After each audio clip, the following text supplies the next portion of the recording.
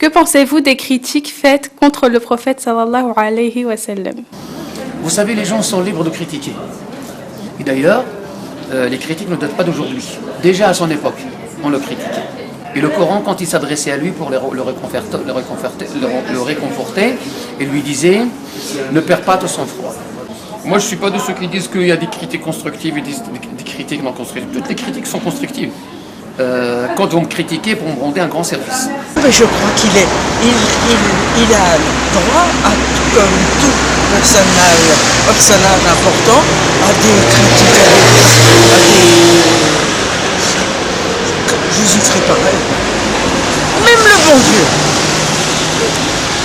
Les critiques émises par certaines personnes à l'encontre de notre prophète ne me dérangent pas du tout, puisqu'il a été critiqué de son vivant, par ses proches, par sa tribu, par son peuple.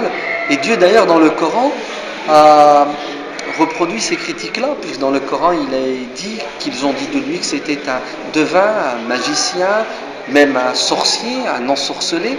Donc les critiques ne nous dérangent pas, parce qu'elles ne l'atteignent pas, et puis elles ne nous dérangent pas parce que nous savons qu'elles ne tiennent pas la route. Par contre, ce qui nous blesse et ce qui nous fait mal, ce sont les insultes.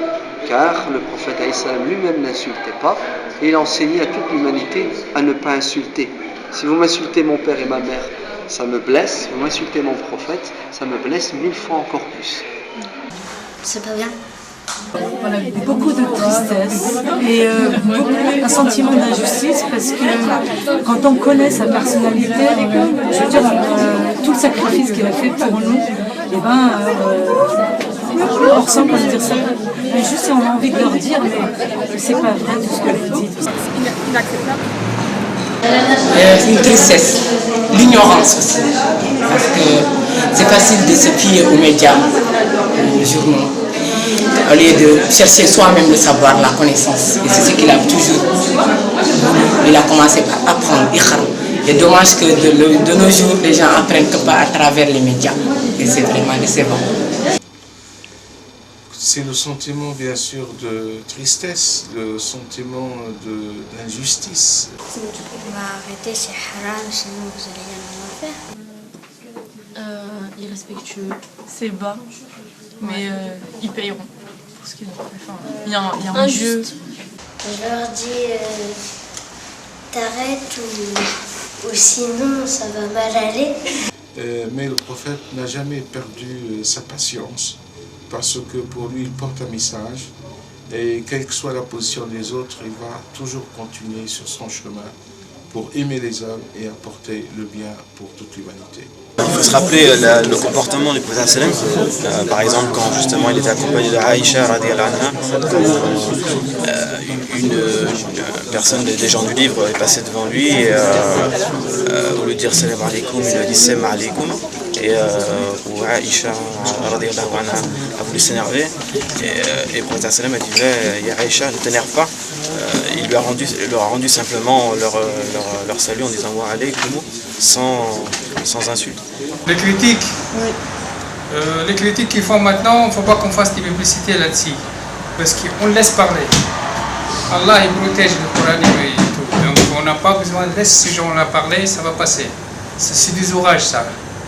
Si on parle de plus, on fait plus de publicité pour eux. Limite de laisser parler.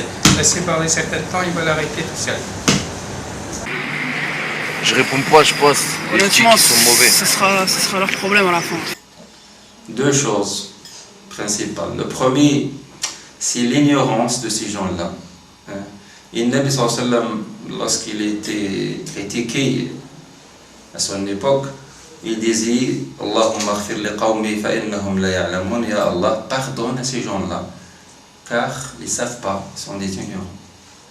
La deuxième chose, nous les musulmans, on n'a pas fait grand-chose aussi pour montrer le vrai visage de Nabi sallallahu alayhi wa sallam, la vie du prophète, tout ce qu'il y a dans des choses très riches dans la vie du prophète sallallahu alayhi wa sallam. On commence, que Allah nous facilite la tâche. C'est de l'ignorance, les gens ne connaissent pas le prophète alayhi wa sallam. On se doit, nous en tant que musulmans, de faire en sorte à ce que le prophète alayhi wa sallam soit vu, à l'aune de sa réelle image, de ce qu'il a apporté à toute l'humanité, Inch'Allah. J'arrête et j'apprends la vérité. Qu'est-ce que j'en sens? Je trouve que c'est un acte très, très pauvre, on va dire. Ce sont des gens qui ne savent pas du tout de quoi ils parlent. Donc je ne leur donne pas d'intérêt, d'importance. Par contre, ce qui est important pour nous, c'est surtout de montrer en fait ce qu'est le prophète sallallahu. Je ressens de la peine, puisque c'est un homme qui, avant tout, a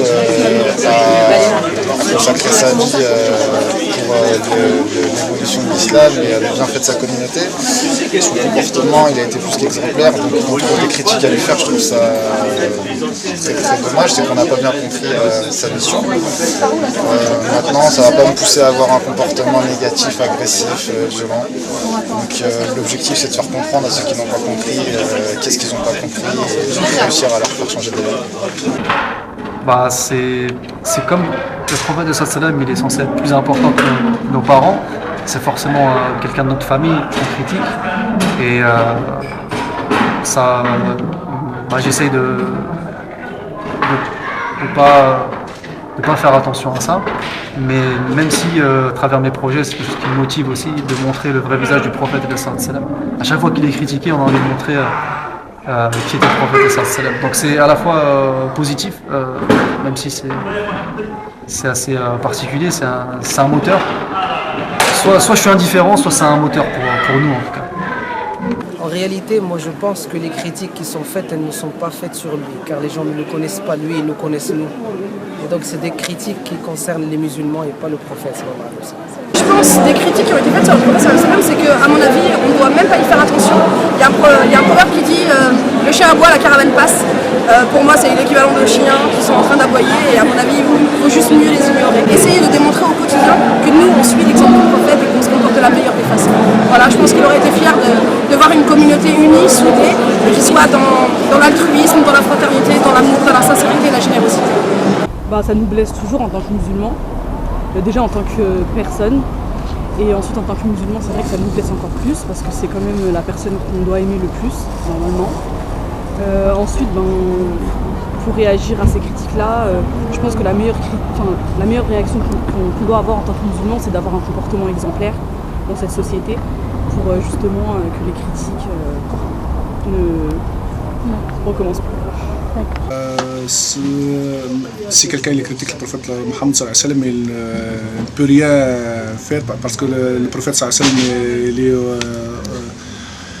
il est arfa, il est supérieur à tous les critiques et aucune personne ne peut rien changer.